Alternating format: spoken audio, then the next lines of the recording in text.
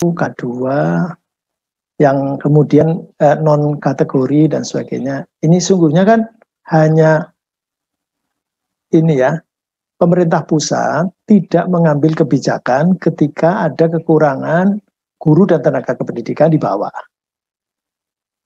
Karena itu kemudian supaya rapi, lantas PP 48 2005 keluar. Akhirnya ada semuanya harus jadi PNS. K1 selesai, K2 itu ternyata tidak selesai. Sungguhnya problematikanya ada di data. Jadi kalau datanya benar, sesungguhnya mereka tidak perlu diapa-apakan, hanya di data. Kemudian karena sudah kerja di situ, ya sudah. Kemudian negara mengambil porsi, mereka jadi ASN atau menjadi PNS. Nah, sekarang karena dulu tidak ada P3K ya ASN ya PNS. Dan itu bisa selesai, hanya kemudian karena tidak ketat, tahun 2009 mengalami pelonjakan, katanya datanya 11 kali lipat dan seterusnya, sehingga menjadi trauma di pemerintah. 2013 ada 684.000, tetapi kemudian diterima menjadi PNS 209.000, sehingga 474.000, kemudian terakhir 2014 itu tinggal 438.590. Yang 157.000-nya adalah guru. Sekali lagi, mereka itu tadi benar, mereka ungkapannya bukan pencari kerja, mereka sudah kerja, mereka sudah direkrut, bahkan sebelum masuk mereka dites dulu kelayakannya, kemudian sesuai dengan pelajaran yang dibutuhkan atau tidak dan sebagainya. Kalau sekolah, apalagi ini sekolah negeri ya. Ini sekolah negeri itu kan tugas pemerintah, dan menyadari tentang itu, maka mereka akan diangkat semua menjadi PNS, gitu. Nah, diskusi itu kemudian berubah, itu karena berkepanjangan. Sampai 2013 belum selesai, bahkan 2014 belum selesai juga, dan sampai sekarang belum selesai. Hitungan saya kalau di Komisi 10 berarti dari 438.000 honorer K2 itu 157-nya adalah guru, dan 157.000 itu 6.000 sudah karena tes ya, mereka taat saja ya seleksi, itu ada 6.000 sehingga tinggal 151.000. Kemudian 151.000 ini juga solusinya PNS harga mati begitu, demo mereka begitu. Tetapi kemudian secara diam-diam ada yang daftar, ketika dibuka skema ada 3 itu, PNS, P3K, dan guru dengan honor atau gaji sesuai dengan UMR atau UNK. Jadi ada 34.000 yang diterima. Ini sesungguhnya ini karena sudah tertekan, padahal mereka sebetulnya mereka udah kerja. Ini risiko negara sebetulnya kalau kemudian mereka di ASN-kan semua, di PNS-kan semua, yaitu risiko negara. Dan ini kan disadari sehingga Undang-Undang 5 2014 juga kemudian mengamanahkan aturan di bawahnya, keluarlah PP nomor 49 2018 pasal 107, itu kemudian ada keluar P3K itu. Nah, P3K kalau kemudian tidak layak, kalau nanti tidak ada mutu apa segala macam, mutu atau tidak mereka udah kerja kok.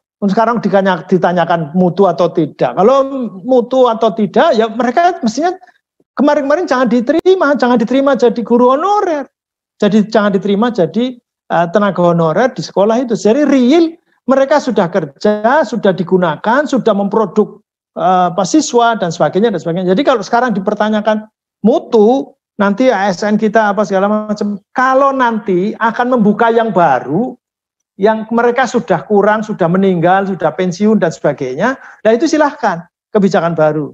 Nah, oleh karenanya saya mengapresiasi kepadanya, nanti ini guru honorer sudah tidak ada lagi di instansi negeri. Oke, sampai 2023, konon katanya begitu. Nah berarti sejak 2018 sudah cut off itu sudah. Nah ini selanjutnya berarti yang lama itu sudah PNS istilah dulu. Kalau sekarang ASN ya sudah sesuai dengan kemampuan keuangan negara. Udah nggak usah diskusi. Testing nggak usah testing. Yang dulu nggak ada testing ada. Kemudian ada yang kemudian pakai testing ada. Pakai testing tapi namanya bukan mengisi pertanyaan, mengisi daftar pertanyaan. Begitu. 2005 yang dilakukan oleh rekrutmen dilakukan tahun 2006 itu judulnya begitu. Seleksi tapi istilahnya mengisi daftar pertanyaan. Mengisi daftar pertanyaan pokoknya yang penting isi mereka. Jadi mereka bukan abal-abal, artinya bukan guru yang hanya daftarnya saja tetapi mereka tidak ngajar. Enggak. Kalau itu kita tolak, kita singkirkan. Yang disingkirkan yang begitu. Tetapi kalau yang real mereka ngajar, mereka betul. Kalau sekarang pemerintah mau nawar, nah silahkan nawar misalnya yang sudah 10 tahun semuanya PNS, atau yang sudah 5 tahun semuanya PNS. Nah silahkan, nanti nggak ada istilah grup GTK, HNK, 35 plus dan sebagainya. Karena ini ditambah lagi dengan non kategori. Saya kira usulan mereka untuk kemudian di ASN kan atau kemudian milihnya PNS saya kira wajar ya. Karena yang sudah jelas PNS, karena P3K ini belum jelas. Karena ada yang SK-nya yang keluar itu ada yang 1 tahun, ada yang keluar SK-nya 5 tahun. Itu dari ini. Ini belum diskusi. Jadi kalau tentang data ini penyakitnya pemerintah ini lagi-lagi tentang data 34.000 saja itu yang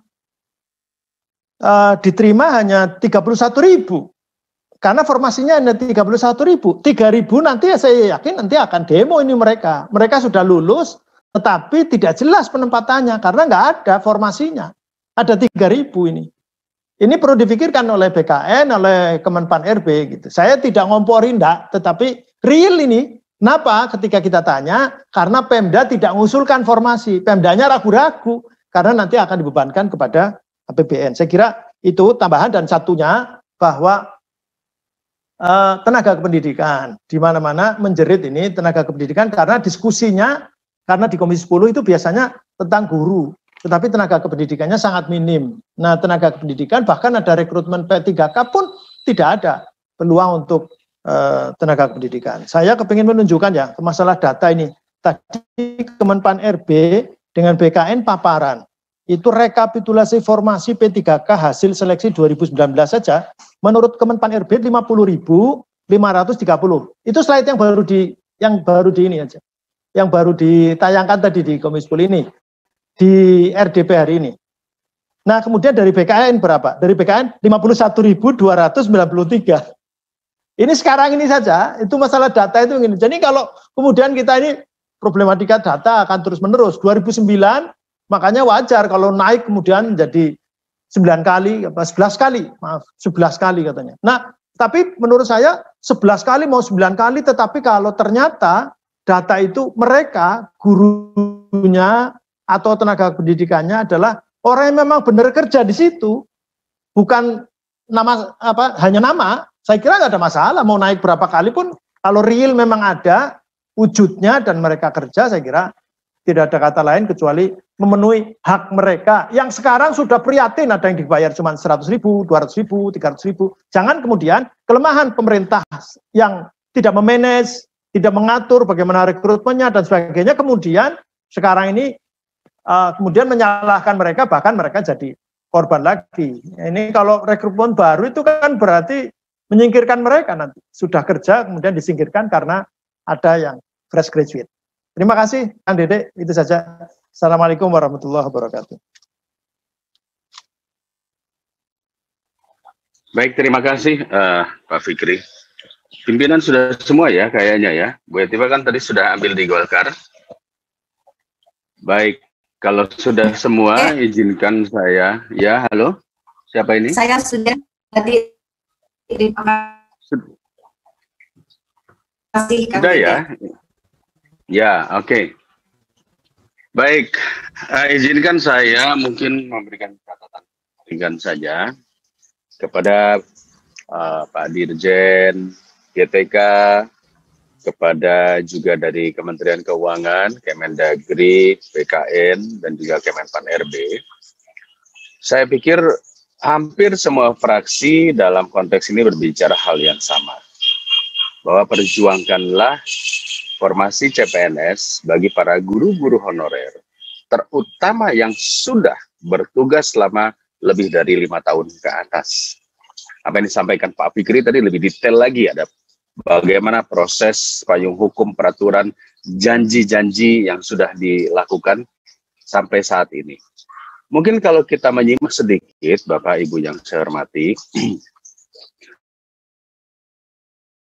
Pak Jokowi ketika terpilih kembali mungkin sebagai presiden, itu mungkin 50% guru itu membantu Pak Jokowi. Tentu dengan harapan bahwa dunia pendidikan akan berkembang, dan juga dengan harapan bahwa mereka punya kesempatan untuk maju.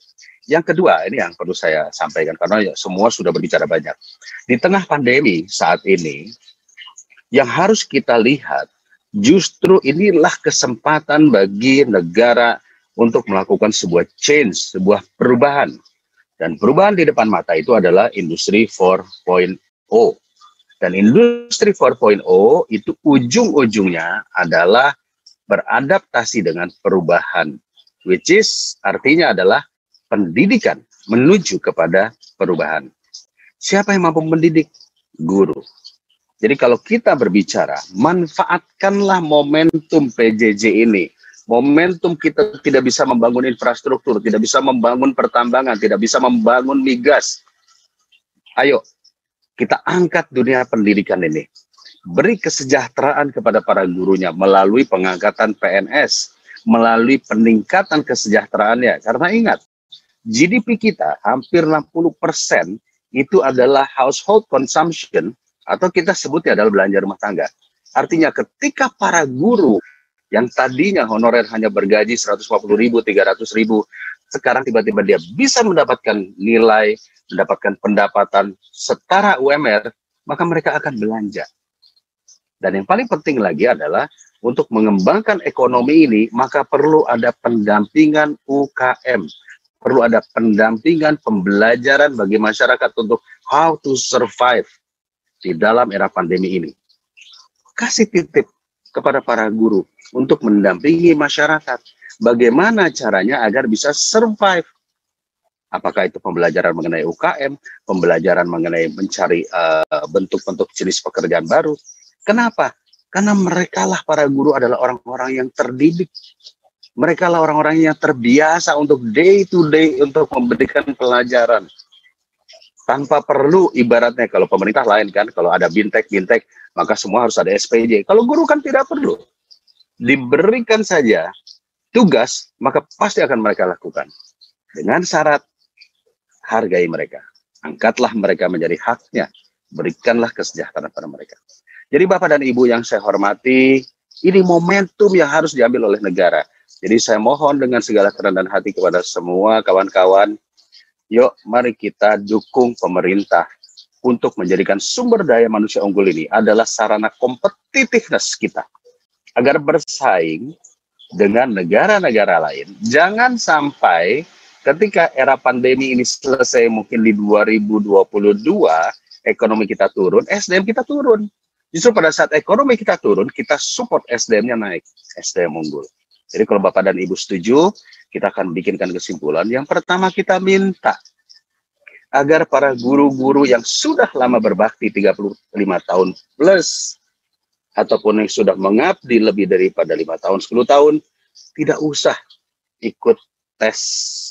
Ya, cukup rekomendasi Dinas Pendidikan, rekomendasi kepala sekolah, rekomendasi sekolah, dan sebagainya.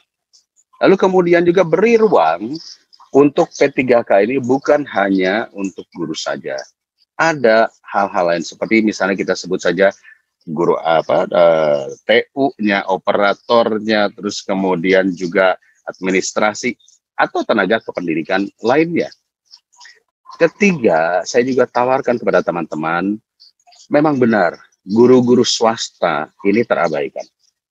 Memang benar guru-guru di pesantren, di madrasah ini juga terabaikan. Mereka selalu meminta, kembalikan kami kepada Kementerian Pendidikan agar kami menjadi bagian dari guru. Tolong kami minta kepada pemerintah, pikirkan ini. Mari kita tarik sahabat-sahabat kita guru-guru di madrasah itu untuk kembali kepada Kementerian Pendidikan dan Kebudayaan. Mungkin domainnya tetap di Kementerian Agama, katakanlah. Tetapi bagaimana cara mereka belajar dan mendapatkan hak-haknya, itu bisa dari Kementerian Pendidikan.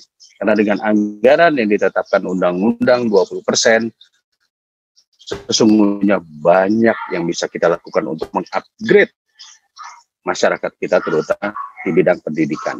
Poin pentingnya adalah jangan sampai terjadi Gini rasio yang tinggi. Ada satu gap sosial, apakah gap ekonomi ataupun gap pendidikan, antara orang yang satu dengan orang lainnya. Jadi ini saya apel, Bapak dan Ibu, saya tidak perlu lagi harus berteriak-teriak mengatakan, mari kita dukung guru-guru honorer. Tidak perlu, kita berjuang bersama-sama, kita cari solusinya. Saya yakin kita bisa mendapatkan solusinya.